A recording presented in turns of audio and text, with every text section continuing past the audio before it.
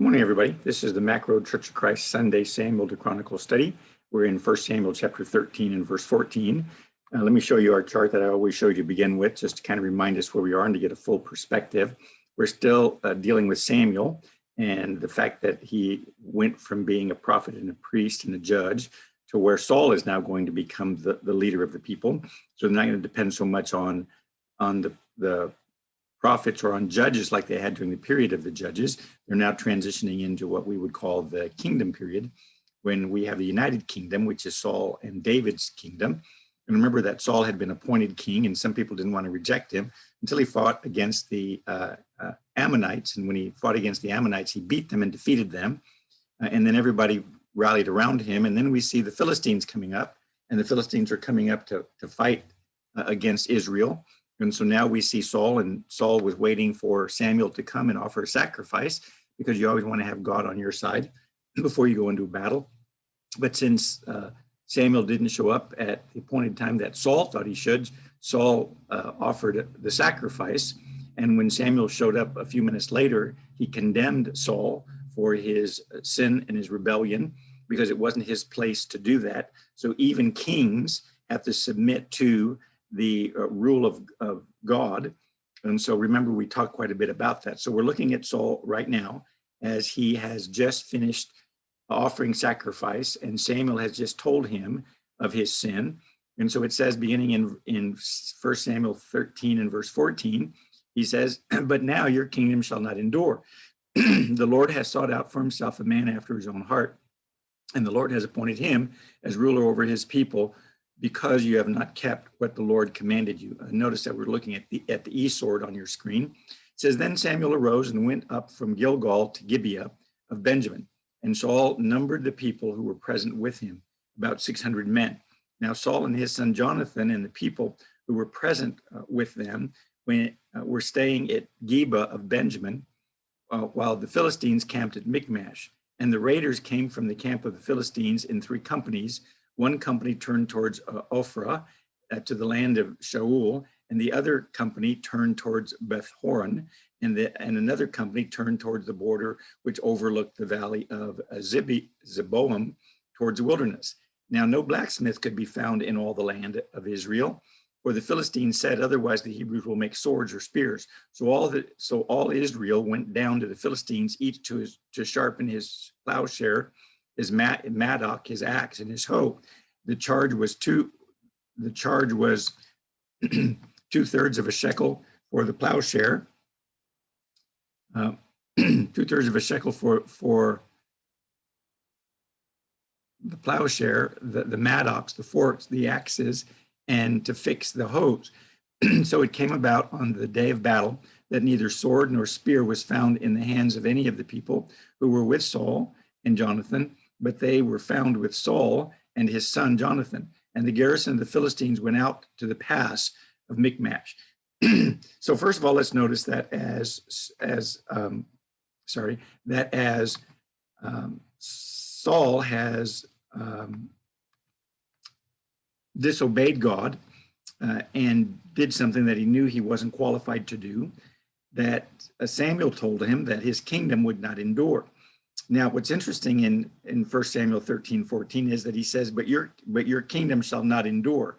The Lord has sought out for himself a man, a man after his own heart, and the Lord has appointed him as ruler over his people, because you have not kept what the Lord commanded you. And so we know that this individual that God has picked out is going to be David, and David's dynasty is going to come, and that's the dynasty from which God is going to establish his kingdom and bring about the individual from Israel who will build God's kingdom and his upon which his church will be founded. And of course, that individual is Jesus, that he's coming from the family and the line of David. Now, what you need to remember is verse 13 said that would have happened from Saul's line, but because Saul became disobedient, God then changed his mind, if you want to put it like that, or repented or relented to the fact that he had chosen Saul. And so now he's going to choose somebody different. And it says, but now your kingdom shall not endure. Now, so when he talks about the kingdom, here's what I want you to understand. The people are still going to be there. Israel is still going to be there. Whether Saul rules over them or not, the kingdom is going to be there. The idea of your kingdom means your right to rule. That's what's under consideration, your right to rule. So when you talk about a kingdom, you're talking about a person's right to rule, because the people don't disappear when somebody's kingdom disappears. They're taken over by another leadership or by another rule. And so we need to remember that when we talk about God's kingdom, we're talking about the individual has the right to rule over the people whom God appoints him to rule over, whoever those might be, whether it's the entire world or whether it's just a specific group of people. And in this case, Saul, of course, was over the nation of Israel that represented God's people in the New Testament, of course, or was a type of Jesus ruling over his church, but not just his church. Jesus rules over everybody. Now, what I want you to understand is that his kingdom will not endure. And the Lord has sought out for himself a man after his own heart. In other words, somebody who is like God and has a heart like God. Now, you might say, but he's just a man. Well, that's true. But one of the things it shows us is that it's possible for us to have a heart that's like God. In other words, a heart or a spirit that manifests the attitudes and the character and the characteristics of God, which is what God wants. God wants us to be like him. God wants us to manifest his character, because his character is graciousness and holiness and kindness, as we've talked about before. And so he's going to look for a man after his own heart who does what's right. And it says, and the Lord has appointed him as ruler over his people. So there you have it. The Lord is going to appoint another king over his people, and therefore it becomes another kingdom, even though it's still over the same people. And it's over the same people that belong to God, but now you have a different ruler, and that's what the kingdom is. The kingdom is not really the people. The kingdom is a person's right to rule over the people that are given to him. Now it says, because you have not kept what the Lord commanded you. So remember that even though we have a king over us in the United States, and we call them presidents, although sometimes they act like kings, that God is our ultimate ruler, and God's the one that we follow. We only follow our ruler so far as he follows God. Once he stops following God, we're not to follow him, even though he's our president. And remember, that's what God told him in the previous verse when he told them that they had sinned by asking for a king, if you remember that. Now, verse 15, then Samuel arose and went up from Gilgal to Gibeah of Benjamin. Now, what I find interesting, it doesn't really say anything about Saul's attitude about this. It doesn't really say that Saul was sad, that he was depressed, that it doesn't say anything. It just says, okay. And then Samuel arose and went to Gilgal to Gibeah, and Saul numbered the people who were present with him, about 600 men. And so apparently Saul didn't react in any way that's recorded for us. And I find that interesting, because later on we're going to find out that Saul is really upset with David becoming king, as Saul spends more time as a king and becomes used to it, you might say, and wants his son Jonathan to become his heir. But of course, his kingdom can't endure. And so therefore, I find it interesting that there's no mention of Saul's reaction or attitude here, nothing at this particular time as we're reading. Now, it says that he had about 600 men. Now, remember, he started off with 3,000. Jonathan had 1,000, and he had 2,000. But as they saw the encroachment of the Philistines, some of his men began to leave him and desert him. And so now he had about 600 men that were with him. Now, verse 16. Now, Saul and his son Jonathan and the people who were present with them were staying at Geba of Benjamin, while the Philistines camped at Michmash. So the Philistines are camping at Michmash in a certain location, and they have a centralized location, you might say. And they sent raiders, verse 17, that came from the camp of the Philistines in 3 companies. One company turns toward Ophrah, to the land of Sewell, and another company turned towards Beth Horon, and another company turned toward the border, which overlooked the valley of Zeboim, towards the wilderness. And so basically what you have is, from the central camp of the Philistines in Michmash, they're sending off 3 fingers of scouting or raiding parties into Israel. And you remember that all this is happening, because Jonathan had defeated that garrison of the Philistines. And so the Philistines had come down looking for a fight and wanted to regain control over Israel, instead of letting Israel think that they could just do whatever they want to and maybe no longer pay them taxes. And so that's what you have going on here. So you have these 3 fingers that are going out, while Saul is in Geba. They were staying at Geba of Benjamin. And so these companies then come in and invade. Now, let's look at the military might, if you want to put it like that, of Israel during this time. Verse 19 says, now, no blacksmith could be found in all the land of Israel, for the Philistines said, otherwise the Hebrews will make swords or spears. And so one of the things that the Philistines, who were in control of, who were in control of Israel, or at least that area at this time, did not allow the children of Israel to have, were blacksmiths. Because with the blacksmith, then of course you could forge steel or forge iron and metal tools. And so they didn't want them to make swords or to make implements of war and then, rebel against the Philistines. And so they wouldn't allow them to have their own blacksmith.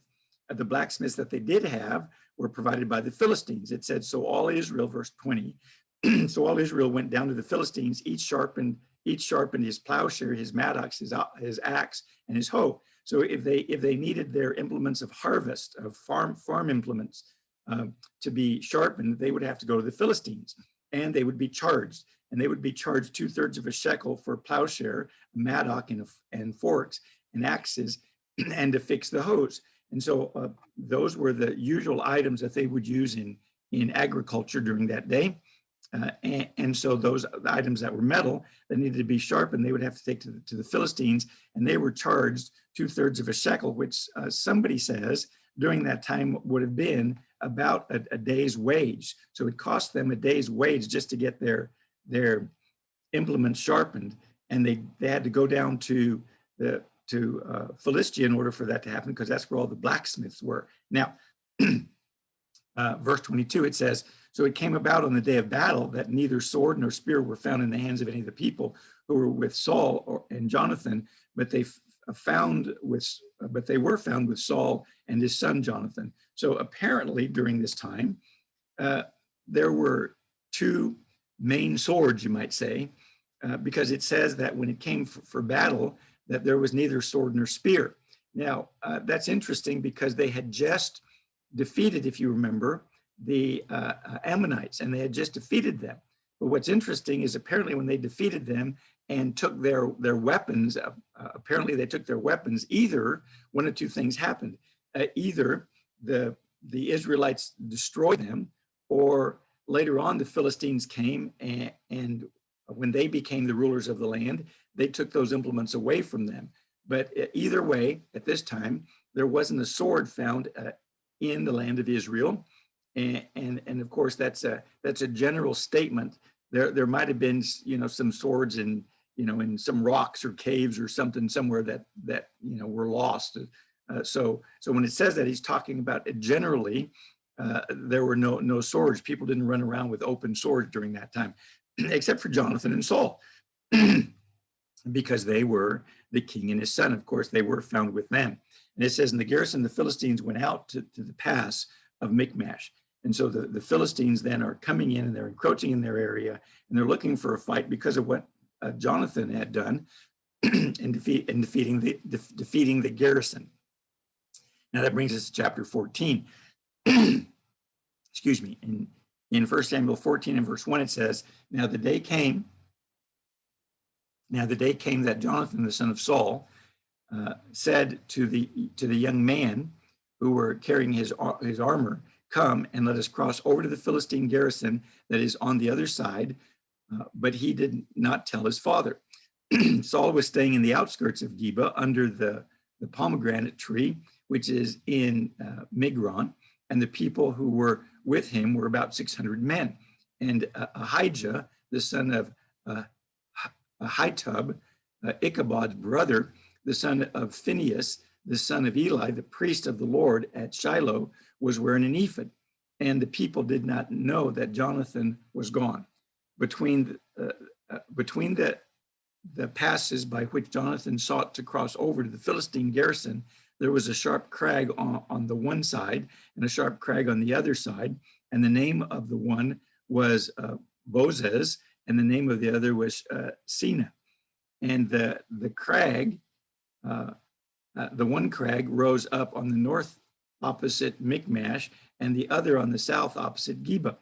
Then Jonathan said to the young man who was carrying his armor, "Come, let us cross over to the garrison of these uncircumcised. Perhaps the Lord will work for us, for the Lord is not restricted to save by many or by few." Now, we're going to go ahead and stop there for just a minute, and then we'll come back and read the rest of it. But let's go ahead and talk about this so that we understand what's going on here, and we see what God's doing.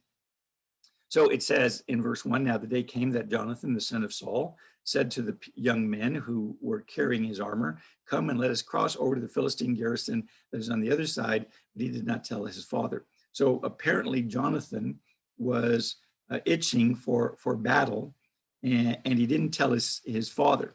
Now, what's interesting is Saul, however, was staying in the outskirts of Geba under the pomegranate tree, which is in Migron. So Jonathan had set up his camp in Gilgal under this pomegranate tree, which apparently was a local land site, or a local tree that everybody knew.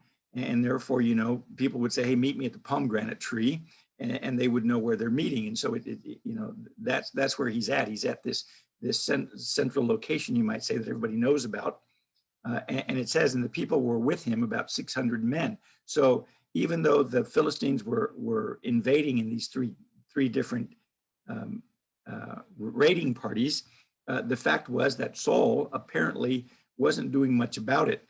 In other words, he really didn't take the initiative to go out and fight against them. And it could be because he was fearful of the fact that God had rejected his kingdom.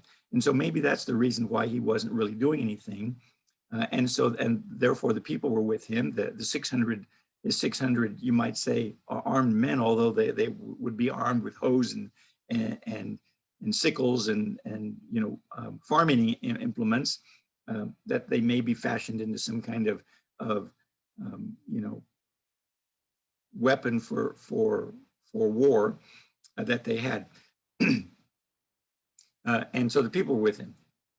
And it says that they also had the ephod there. Now, we notice that Ahijah, who was related to Eli, and you remember Eli was the priest that God said his family would not be priests forever. In other words, God would remove them, that line of the Levites, from being priests at some time, but it hadn't happened quite yet. Even though Eli had died and Phinehas and Hophni had died, apparently Eli had a grandson, and his name was Ahijah, and he was wearing the ephod. Now, the idea of wearing the ephod is that they had a way to talk to God. That's the idea of an ephod. Now, nobody really knows exactly how that works, but it was basically two gemstones that I forget what they're called. I think they're geodes that you kind of cut in half, and you open them up, and they're really crystal shaped forms on the inside that are really beautiful. And so these would be mounted on the breastpiece, and they were called the ephod. And one was on one side, and the other was on the other side of the breastpiece, and they would use it apparently to communicate with God. And nobody knows how that works. Some people believe that they would ask God yes and no questions, and one side would glow if it's yes, and the other side would glow if it's no. But they had a way to communicate with God, even though Samuel wasn't there. At least they had an apparent way to do it. And so they were in the ephod. And it says, "And the people did not know that Jonathan had gone." So Jonathan kind of sneaked away, and he didn't tell his father where he was going or what he was going to do. Now, verse 4 says, "Between the passes by which Jonathan sought to cross over to the Philistine garrison, there was a sharp crag on the one side and a sharp crag on the other side. And the name of the one was Bozez, and the name of the other was Sina." And let me see if I can tell you real fast. The North Cliff was named Boza, which means shining. And the other one was called Sina, or the Achaia. And so that was the name of those two crossings, or two crags. So a crag would basically be that you have this kind of canyon that goes up, And in this canyon, which, by the way, you can't just like cross over it, you have to go around it. But there was this part that you could actually walk through, and it was kind of like a space big enough for somebody to walk through, and it wasn't very big. And so, you could get by through there. Maybe it had been cut by water or by some flood that happened. And anyway, but other than that crag, in order to get to where they were at, you would have to go way around the mountains that were creating those cliffs. And so that's what you have there. Now, the other thing to remember is Jonathan had already had success fighting against the Philistines. And so no doubt Jonathan was a little bit more apt to know that he could take on the Philistines, but it wasn't so much because of his strength, but because of his attitude. And so where he went, the Philistines were on the other side of those cliffs, and Jonathan was on this side, his side of the cliffs. And the only way to get through there is through that narrow opening that's called a crag. And so it says in verse 5, the one crag rose on the north opposite Michmash, and the other on the south opposite Geba. And so, the idea is the crag is on one side, or there's a mountain on one side and a mountain on the other side, and you can't get through except through the crag. Now, verse 6 says, then Jonathan said to the young man who was carrying his armor, come, let us cross over to the garrison of these uncircumcised. Perhaps the Lord will work for us, for the Lord is not restrained to save by many or by few. So Jonathan wasn't putting his trust in his ability in his military might or his military ability. There was only him and apparently his armor bearer. And apparently they knew that God was able to work through them, and they knew that God didn't need a bunch of people in order to defeat somebody. And so Jonathan might have already known that because of his encounter the first time with the Philistines that caused the Philistines to come down to Michmash, you remember. And so so Jonathan says to his young man would be his armor bearer. That of course, an armor bearer is a person who carries all your armor when you go into battle. And so he had one, and he would carry most of his material so that Jonathan would not be tired when he finally comes to battle. And it says, for the Lord is not restrained to save by many or by few. So Jonathan was putting his faith in God. And so he knew that God was on their side. And notice that he called them the uncircumcised Philistines. That expression means that they were the ones that did not have a covenant with God. So basically what Jonathan is saying is, look, God has a covenant with us. God's going to take care of us. He's not going to take care of them. He's going to take care of us. They're uncircumcised. They don't know the covenant of God.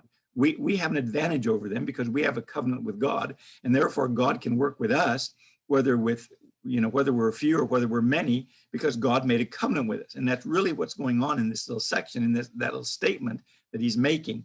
We often think of uncircumcised just as the physical act, but really what he's saying is they're uncovenanted people. They don't have a covenant with God, and we do, and God's on our side, so God can help us if he wants. Now, verse 7 says, his armor bearer said to him, do all that is in your heart, turn yourself, and here I am with you according to your desire. So Jonathan's armor bearer also was willing to put his trust in the Lord, and no doubt that's probably why Jonathan picked him as his armor bearer. And Jonathan was going to lead. Now compare this with what Saul is doing. Saul is waiting.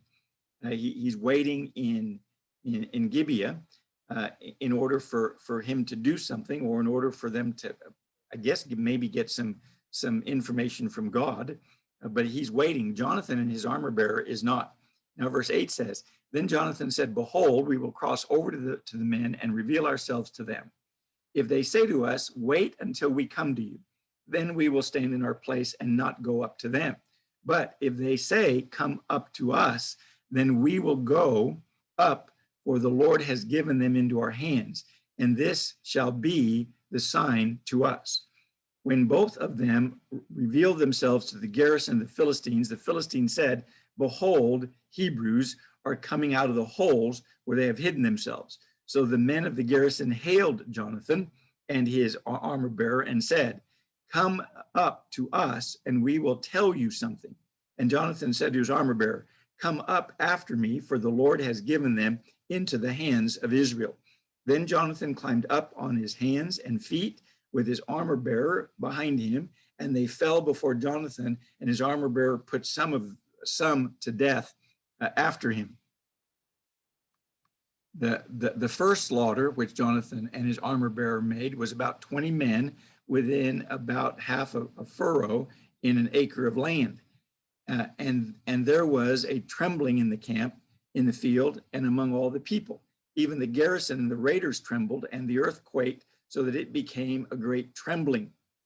Now, we're going to go ahead and stop there for just a second and take a look at what's going on here.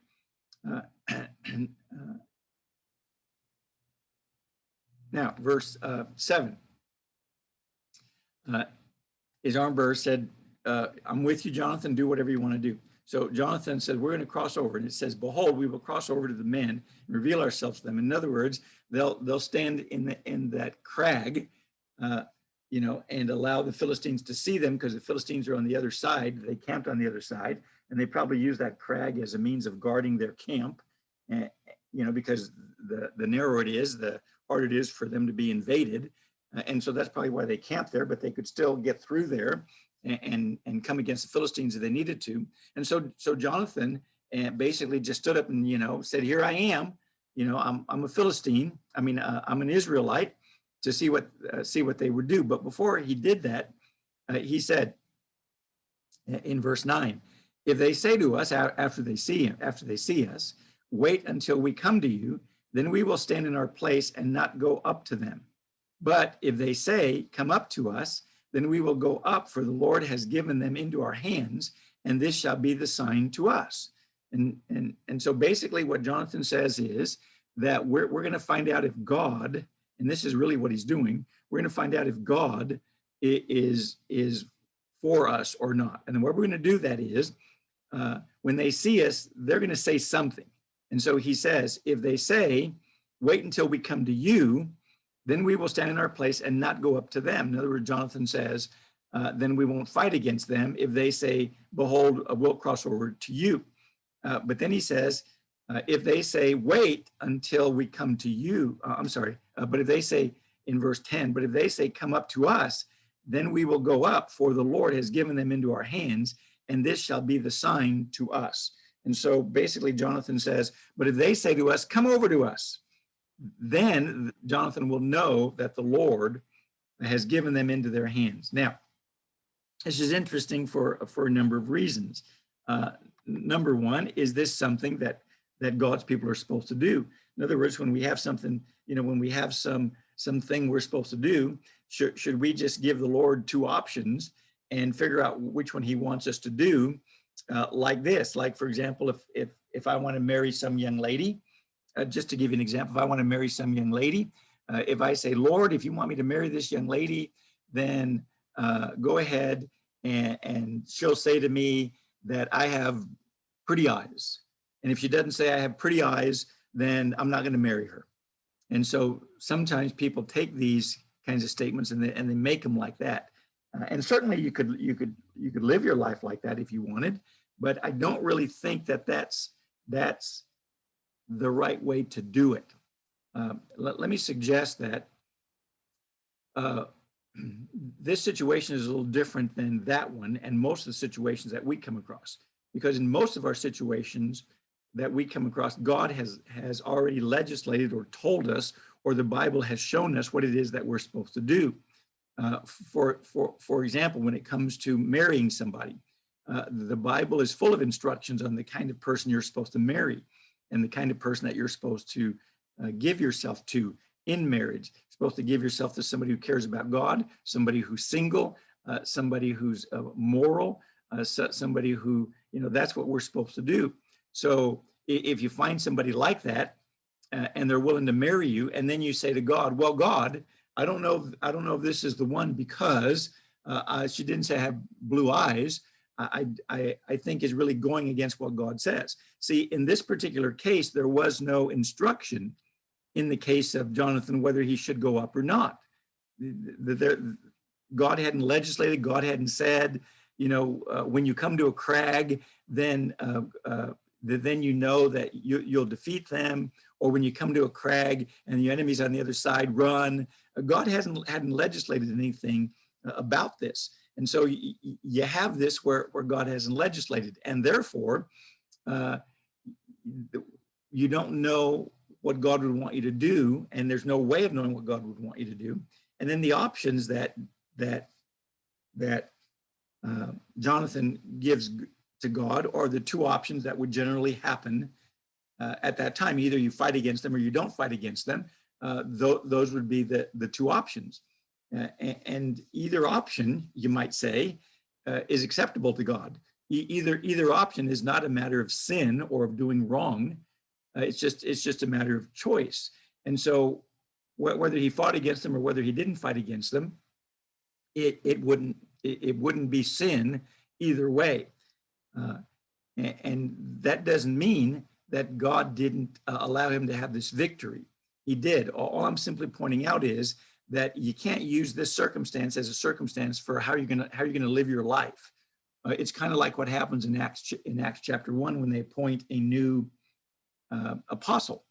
And the way they appoint that new apostle, if you notice, is first they go through and they make every possible consideration of what God has told them about the person that they're supposed to appoint. Has to be somebody who saw the Lord. It has to be somebody who was with Jesus, had to see Jesus resurrected from the dead, et cetera, et cetera. Now, after they did all the things that God had legislated, and after they considered all the things that God has legislated and picked out people who met those qualifications, then they had a choice. They had a couple of individuals that met those criteria, and now whichever one they picked would certainly fit into those criteria. So that's when they cast lots. And I'd like to suggest to you that that's the kind of situation that you have here. Whichever choice Jonathan made wouldn't be sinful or wouldn't take away from what God has already legislated. And that's also what you see in Acts chapter 1. They considered everything that God told them, and then they made the decision. And even here, Jonathan considered everything he knew about God. God was able to deliver. And God was able to deliver with few or with many. And so he knew that God could do that, and he knew he had a covenant with God. And so therefore he went ahead and said that. And God, I believe, honored him at this time. Now it says, verse 11, let's see what happens. It says, when both of them revealed themselves to the garrison of the Philistines said, behold, Hebrews are coming out of the holes where they have hidden themselves. Remember that when the Philistines came into Michmash and those three raiding parties, that a lot of the Israelites who were with Saul and Jonathan, they kind of became fearful and they kind of floated away and they hid themselves in different places. And some of them, we find out later, actually turned traitor and got on the side of the Philistines in order not to be killed, no doubt, while the war was going on. It says in verse 11, when both of them revealed themselves to the garrison of the Philistines said, behold, Hebrews are coming out of the holes where they've hid themselves. And then verse 12 says, so the men of the garrison hailed Jonathan and his armor bearer and said, come up to us and we will tell you something. And Jonathan said to his armor bearer, come up after me, for the Lord has given them into the hands of Israel. And so basically Jonathan says, God's on our side. God is honoring our statement. They quoted exactly what Jonathan said, and they said to him the exact same words that Jonathan had quoted. And so Jonathan knew that God was with him, and therefore that they would be able to defeat them, even though there was only two of them and a number of that garrison were there. And now verse 13 says, then Jonathan climbed up on his hands and feet with his armor bearer behind him, and they fell before Jonathan, and his armor bearer put some to death after him. So apparently Jonathan was fighting against them with the sword that he had, and he was maybe wounding them. And then his armor bearer that was coming behind him was, adding the finishing blow to kill him. Now,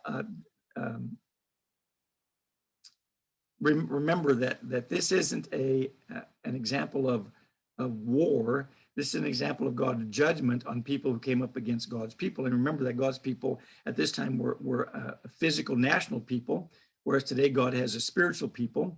and our warfare is different than their warfare. But we're still in a warfare, even though ours is different. And we use the sword of the Spirit, just like Jonathan was using his physical sword there. Now, verse 14 says, that first slaughter with Jonathan, his armor bearer, made was about 20 men within about a half a furrow in an acre of land. So Jonathan had killed about 20 men. In other words, he was really defeating them and killing them and defeating them. And so verse 15 says, and there was a trembling in the camp, in the field, and among all the people. Now, that's the trembling of the Philistines. This is who's trembling here, is the Philistines, and so they're trembling. Now, they're trembling at the result of what one man did. Now, that's what a leader's supposed to do. A leader's supposed to lead when nobody else wants to follow, when nobody else wants to do what's right. The leader's going to do what's right. That's what a leader does. And when God appointed elders in his church, that's the kind of elders that he appointed. He appointed men who are going to do what God says, no matter what the church as a whole wants, or what the social norm is. One of God's elders, one of those men who the people are to look at and to follow, is going to do what God says, as long as he knows that it's what God says, and he's not going to rely on the people. Now, that's also the difference between Jonathan and Saul. Saul was somebody who looked at the people, and according to what the people wanted, determined what they were supposed to do, and that's what he was going to do. And that's probably the reason why he was still at his camp and hadn't gone out, because those 600 men, no doubt, were probably a little fearful of what was happening to them, where Jonathan just took off.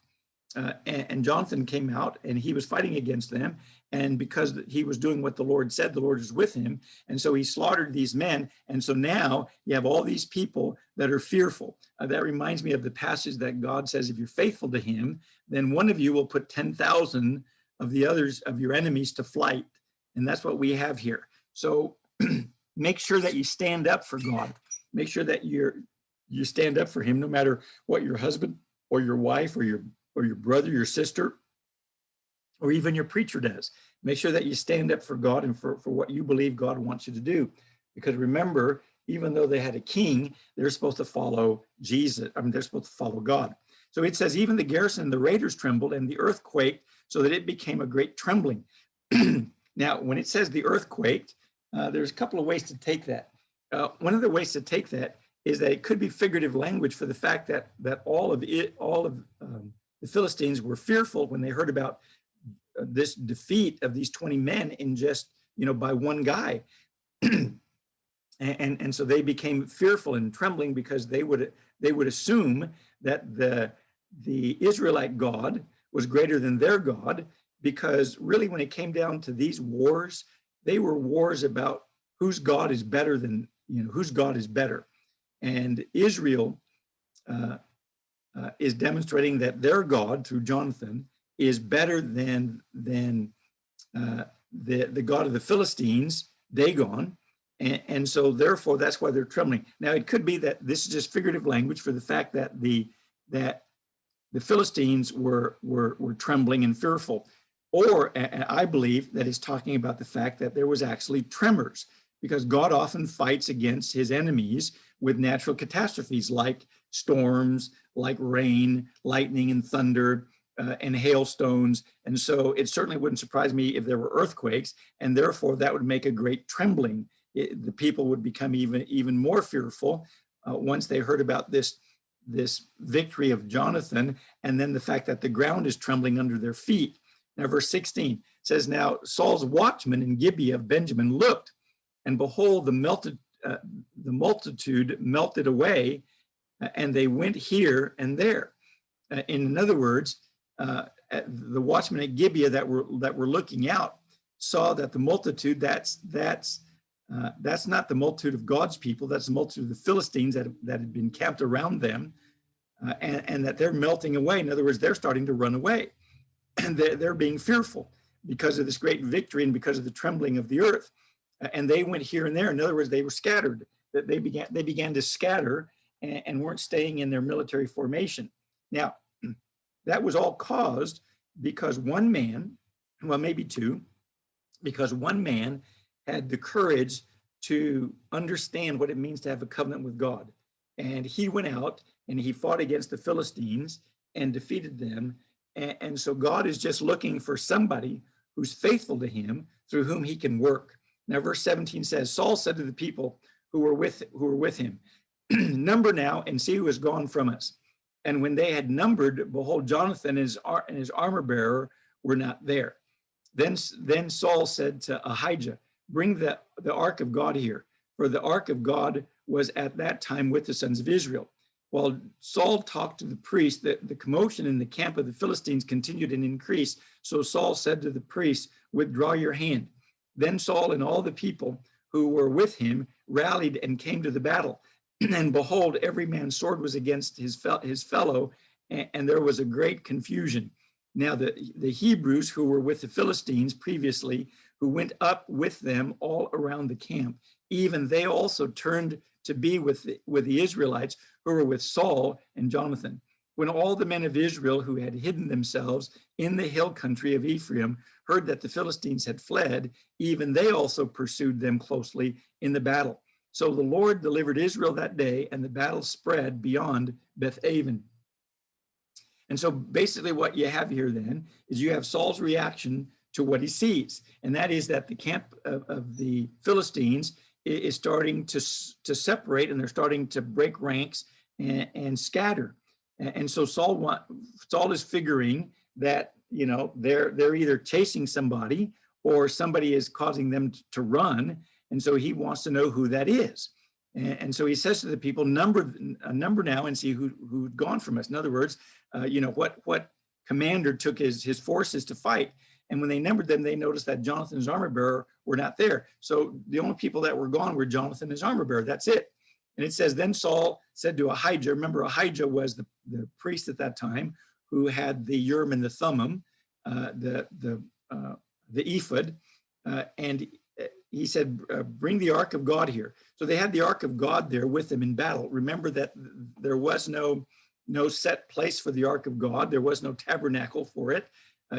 Right now, it was just basically at somebody's home, and they would go and bring it, I guess, whenever they would go into battle or whenever they would need it. And so they had the ark there with them.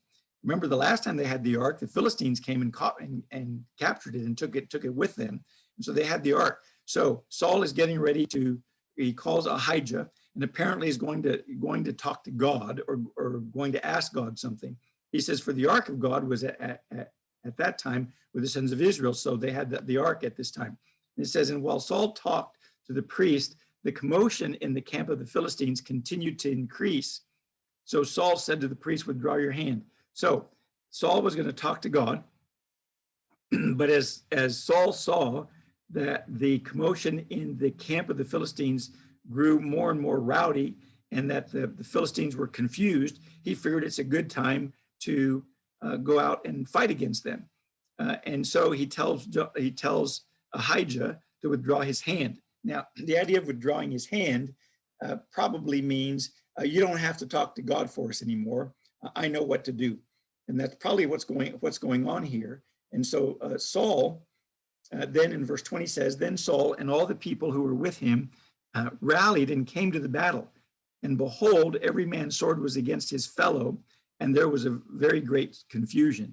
So as Saul saw the crowds spreading, and as Saul saw the confusion in their camp, Saul took advantage of that and rallied his 600 men that he had with him and came to the battle. And behold, when he got there, every man's sword was against his fellow. In other words, that's not saying that Israel, you know, was fighting against their fellow, but it's talking about the Philistines. They were in confusion and they were fighting against each other. That's what was going on. And there's a number of times in the scriptures where that's exactly what happens when every man is fighting, is in confusion and fighting against themselves. For example, when Gideon went to fight against the Midianites, and he had 300 men, and you remember they blew the trumpets, and the Lord set the sword of the Midianites one against another, even throughout the whole army, and the army fled as far as Beth Shemeth towards Zerah, as far as the edge of Abel Mahola by Tabath. And so that's in Judges 7 and verse 22. But there's a number of times when God, when he's fighting against the enemy, basically allows them to kill themselves.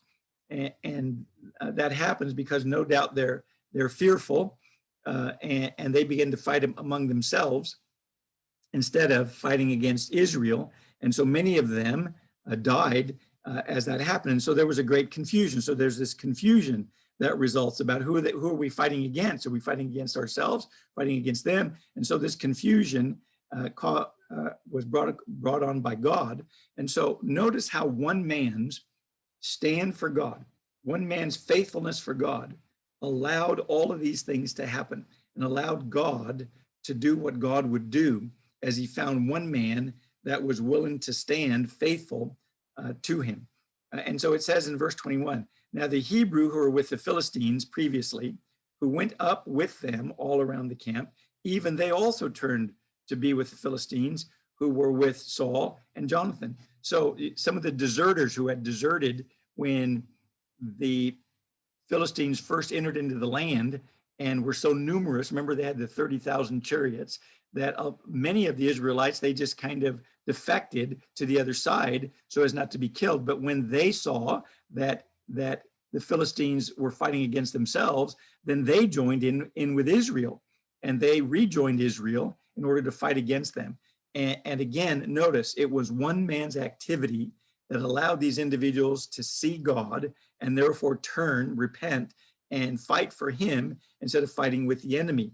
And so it says even they also turned to be with the Israelites who were with Saul and Jonathan. Now verse 22, when all the men of Israel who had hidden themselves in the hill countries of Ephraim heard that the Philistines had fled, even they also pursued them closely in the battle. So even the people that were so fearful that they went and hid themselves, when they learned that Israel was defeating the Philistines and the Philistines were running, they then pursued them and chased them, even them. And so the idea is even the faint of heart gain strength to fight against Israel.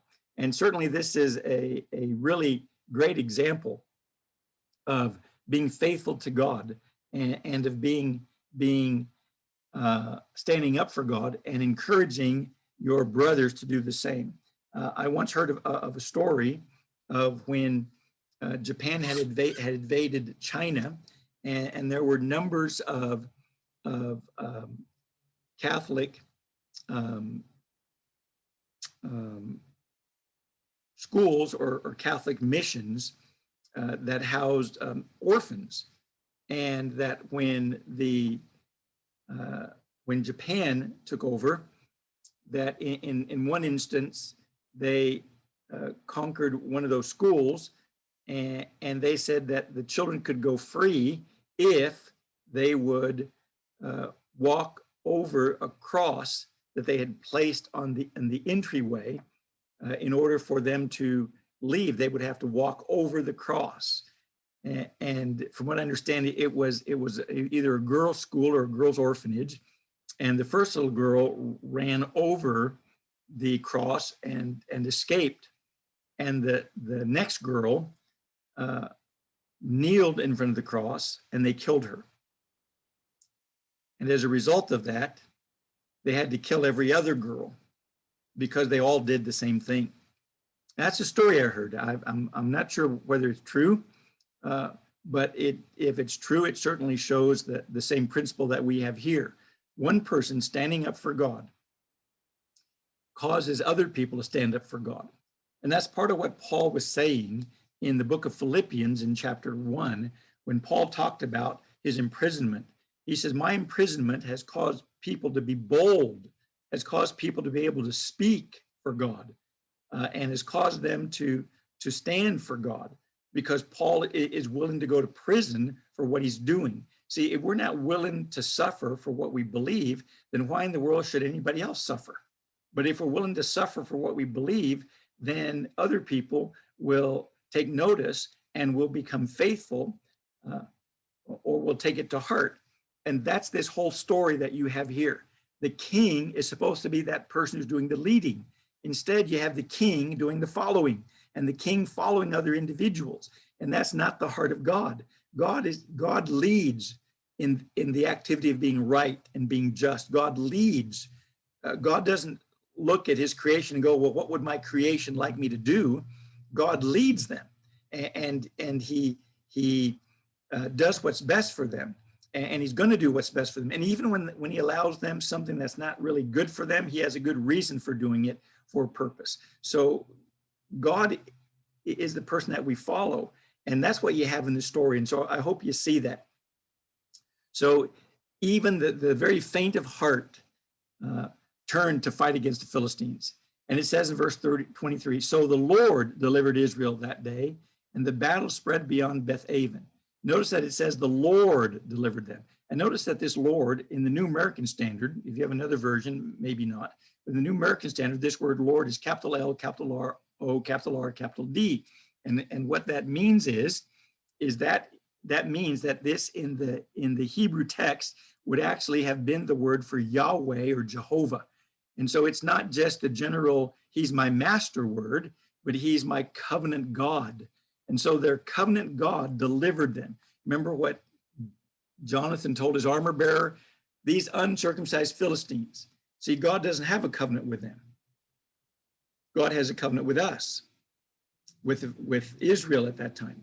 And so therefore, this is pointing out that God is the one who delivered them. Some people might say, well, it's Jonathan who delivered them. No, it's God who delivered them.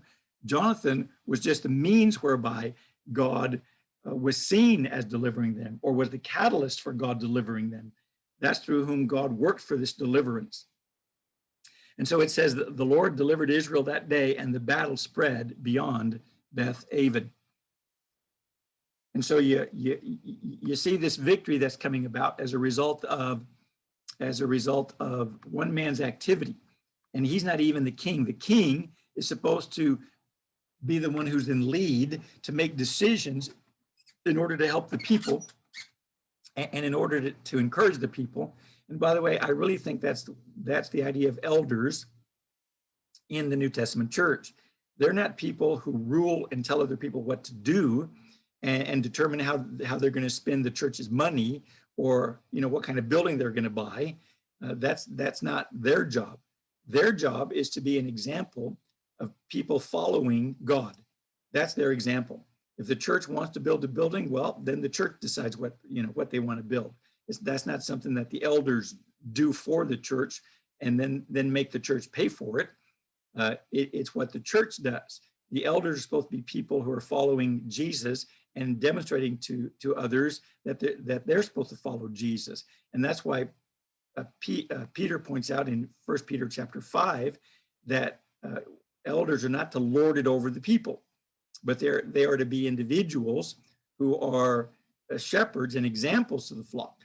And that's the idea. But we have institutionalized the church in many instances and have turned it into an institution where we have officers and offices that need to be filled. And therefore it becomes a political organization instead of a group of people that are trying to serve God and meeting together from time to time as they do that.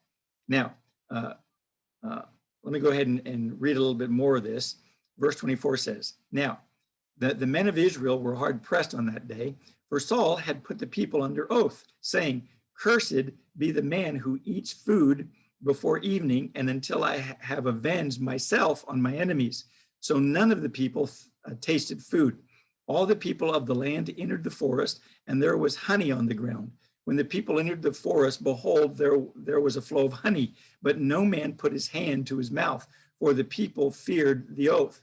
Now Jonathan had not heard when his father put the people under oath.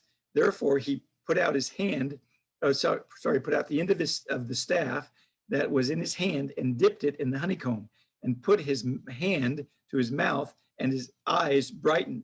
Then one of the people said, your father strictly put the people under oath, saying, cursed be the man who eats food today. And the people were weary. Then Jonathan said, my father has troubled the land. See now how my eyes have brightened because I tasted a little of this honey. how much more if only the people had eaten freely today and the spoil of their enemies, which they had found. For now the slaughter among the Philistines has not been great. They struck among the Philistines that day from Michmash to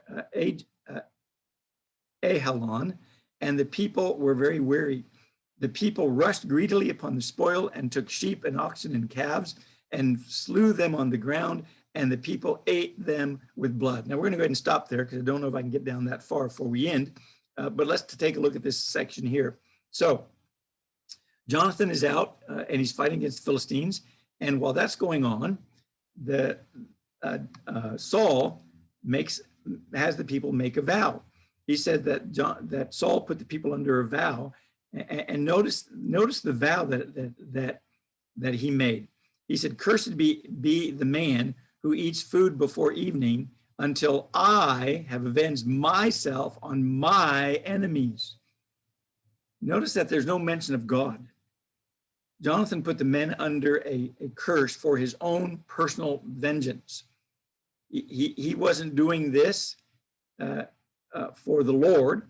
He was doing it to prove that he could defeat his enemies, instead of understanding that he was working for God and he was an instrument to defeat God's enemies. And that's the difference between him and Jonathan. Jonathan did what he did because they were the enemy of Israel. They were the enemy of God. Jonathan didn't have some personal vendetta against them.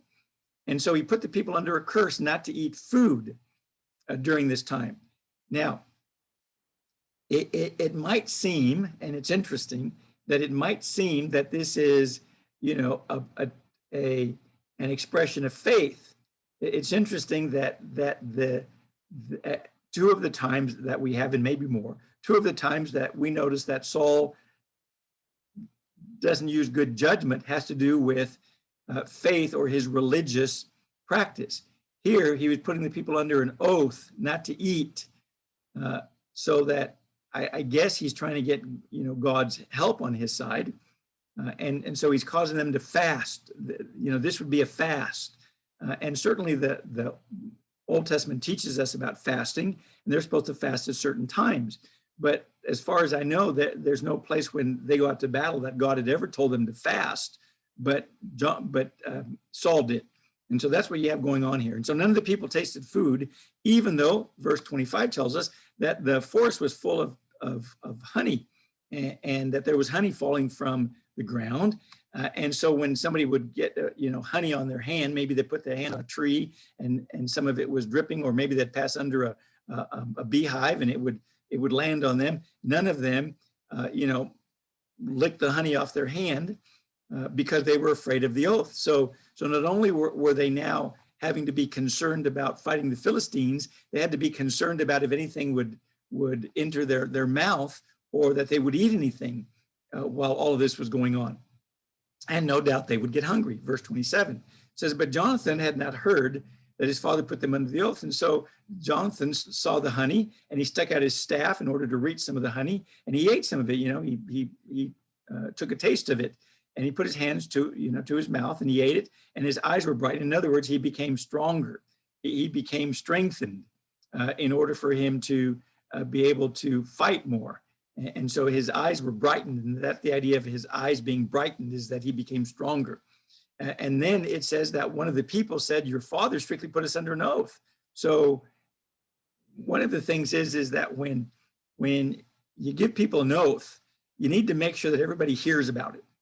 And Jonathan and his armor bearer apparently didn't hear about it because they were out fighting, and nobody told them. And so somebody said, "Your father put us under a curse," and it says, "And the people were weary."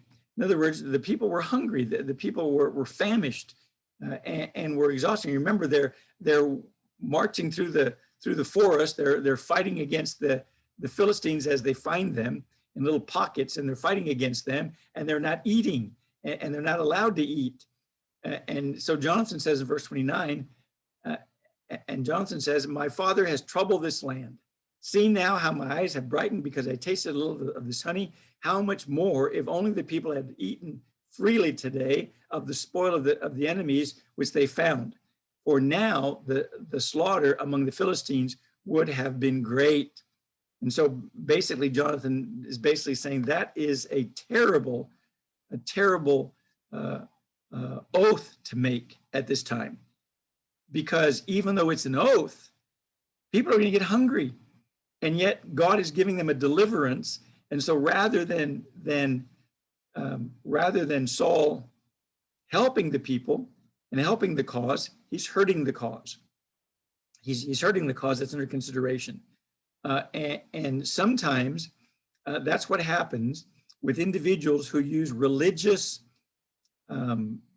events or religious activity, and they make those religious activities commands instead of what God says, or religious traditions, and it causes people not to be faithful to God. Like, for example, some people, they fast all the time, and they expect people to fast all the time, to fast weekly or to fast quarterly or whatever, and so they make fasts, and that's not the way fasts are used in the Bible. There are certain times when they fasted in the Bible. Fasting is an expression of certain things that happen. They would fast during the Day of Atonement. They would fast because it was supposed to remind them of their sin. And during that time, they weren't really working. They weren't doing a lot of physical activity where they would need to eat, and where eating would be vital for them. And so sometimes people use religious traditions and these religious activities to try to show that they're religious, but in the very end, it harms individuals, and it doesn't help individuals. It hurts individuals instead of following what God says and doing his will.